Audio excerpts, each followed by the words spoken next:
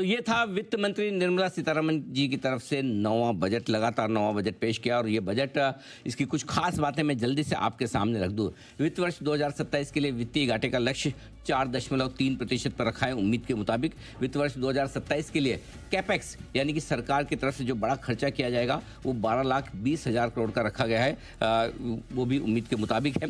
इसके अलावा दो बड़े ऐलान हैं जो कैपिटल मार्केट से जुड़े हैं। बायबैक्स पर कैपिटल गेन टैक्स लगेगा। पहले जितनी आपकी इनकम टैक्स की स्लैब थी उस हिसाब से टैक्स लगता था, लेकिन अब आपको अगर लॉन्ग टर्म है तो 12.5% और शॉर्ट टर्म है तो 20% टैक्स देना होगा। यानी कि बायबैक पर अब इंडिविजुअल्स को टैक्स कम देना पड़ेगा। ये एक अच्छी खबर है। प्रोमोटर्स के लिए अलग से टैक्स का जो कुछ प्रावधान है उसको हम विस्तार से आगे चर्चा करेंगे, लेकिन इंडिविजुअली आपके हमारे लिए बायबैक पर अब टैक्स कम लगेगा। लेकिन ये टैक्स बहुत तेजी से और बहुत ज्यादा बढ़ाया गया है फ्यूचर्स पर एसटीटी 0.02% से बढ़कर 0.05%, 150% की बड़ी बढ़त है। न सिर्फ फ्यूचर्स पर बल्कि ऑप्शंस पर भी 0.1% से ये बढ़कर एसटीटी अब 0.15% होगा। और बाजार का एक कमजोर रिएक्शन इसी खबर के ऊपर है। इसके अलावा क्लाउड सर्विसेज देने वाली कंपनियों के लिए भी 2047 तक टैक्स हॉलीडे की बात कही जा रही है।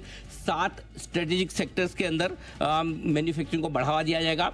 पीएफसी आरईसी की रिस्ट्रक्चरिंग की जाएगी और इंडिविजुअल पीआरओआईस के लिए जो निवेश की लिमिट है वो 5% से बढ़ाकर 10% की गई है। और इसके अलावा एग्रीगेटेड पीआरओआईस की निवेश की सीमा ये 10% से बढ़ाकर 24% की गई है। ये बजट के अब तक के खास ऐलान है। बाजार को बजट कम पसंद आया है।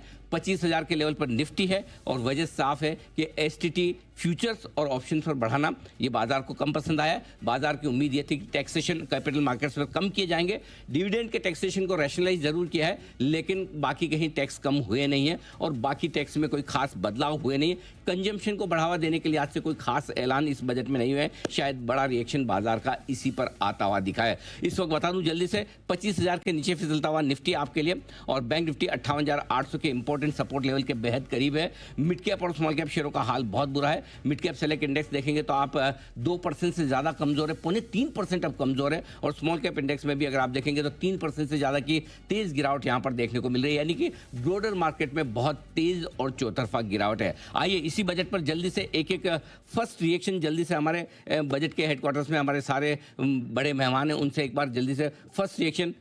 सिंघवी साहब, बजट अच्छा, बुरा या न्यूट्रल?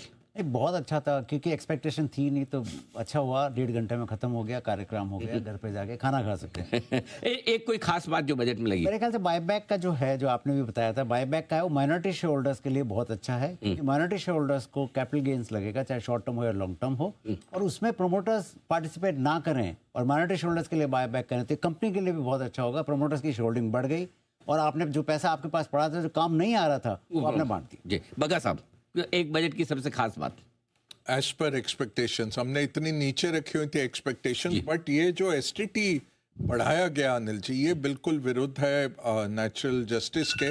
एसटीटी क्यों लाया गया था? जब चिदम्बरम साहब ने लाए थे, बोले थे एसटीटी लगा रहा हूँ इसलिए आपको कैपिटल गेन 0 दे रहा हूँ। वो एक एसटीटी बढ़ाते गए। इस साल अब 75,000 करोड़ का टारगेट था, 48,000 आया है 11 जनवरी तक और 75 आने नहीं वाला है। वॉल्यूम्स गिरेंगे तो मार्केट खत्म हो जाता है। इतना 150% का आप टैक्स बढ़ा रहे हैं, तो वो एक कंसिडर्ड व्यू कैपिटल मार्केट पे कि ये आपको फंड करता है आपकी इकोनॉमी को, वो नहीं आ रही है। लिक्विडिटी की समस्या आ गई। फिरोज सर? सर मेरे को टैक्स से भी प्रॉब्लम नहीं है। प्रॉब्लम ये है कि इनएफिशिएंसी और बढ़ रही है मार्केट में। क्या इनएफिशिएंसी बोल रहा हूं मैं? क्योंकि आपकी जो एसटीटी लगती है 0.02 पे ही आप देखेंगे निफ्टी के स्टॉक की फ्यूचर्स की जो प्रीमियम होती है ना, एक 2% पे चल रहा होता है, एक 13% पे चल रहा होता है। तो आर्बिट्राज फंड वाला 13 वाली शॉर्ट करके 2 वाली खरीदता क्यों नहीं है? क्योंकि अगर वो जो एक्सपायरी पे ये जो अंतर है वो एसटीटी में ही चला जाता है। बोलता है मैं रिलायंस का अगर प्रीमियम पे चल रहा है, ideally arbitrage fund should sell futures of Reliance and buy Reliance in the cash market. Absolutely वो नहीं करता है, वो बीएचईएल में बैठा रहता है 2% की प्रीमियम पे, क्योंकि जाऊंगा तो मेरे तो 10% की तो ये रह जाएगी, इनएफिशिएंसी और बढ़ जाएगी। कोई इतनी इनएफिशिएंट मार्केट मैंने नहीं देखी कि टॉप 50 स्टॉक्स इंडिया के futures they should all closely replicate repo, but एक 25% पे भी प्रीमियम पे चल रहा है, दूसरा -3 के डिस्काउंट पे चल रहा है। दिस आर्बिट्राज और खराब हो जाएगा। दूसरा बड़े स्टॉकों के लिए बहुत बुरी खबर है, क्योंकि volumes efficiency of price discovery आती कहां से है? फ्यूचर्स से आती है जी। राइट। एक आदमी ऑप्शन मार्केट में तो कैप लगा रखी है, आपने फ्यूचर्स में इतनी कैप नहीं है। 15% of the overall India is the cap for a specific pan. Option में तो 500-1500 करोड़ की कैप लगाई हुई है, तो फ्यूचर्स में आपने कैप नहीं लगाई, वहां टैक्स लगा दिया, इनएफिशिएंसी। ऑप्शंस में आपने नोशनल पे डेल्टा पे कैप लगाया।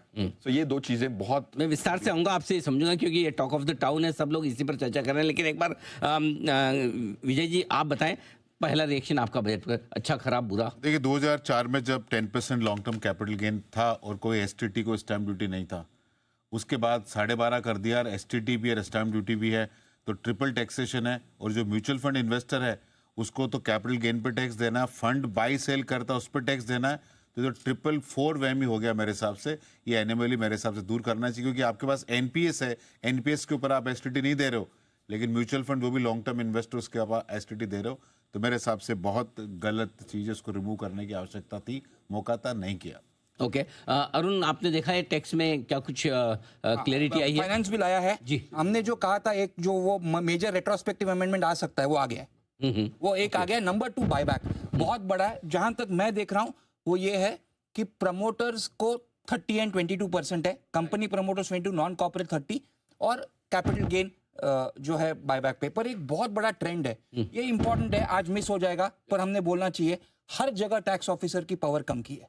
अच्छा, आप बोल रहे हो नील टीडीएस सर्टिफिकेट चाहिए, अभी ऑफिसर नहीं, टेक्नोलॉजी करेगा। कस्टम्स में आप बोल रहे हो नहीं, टेक्नोलॉजी करेगा। ऑटोमेशन होगा, ऑफिसर नहीं आएगा।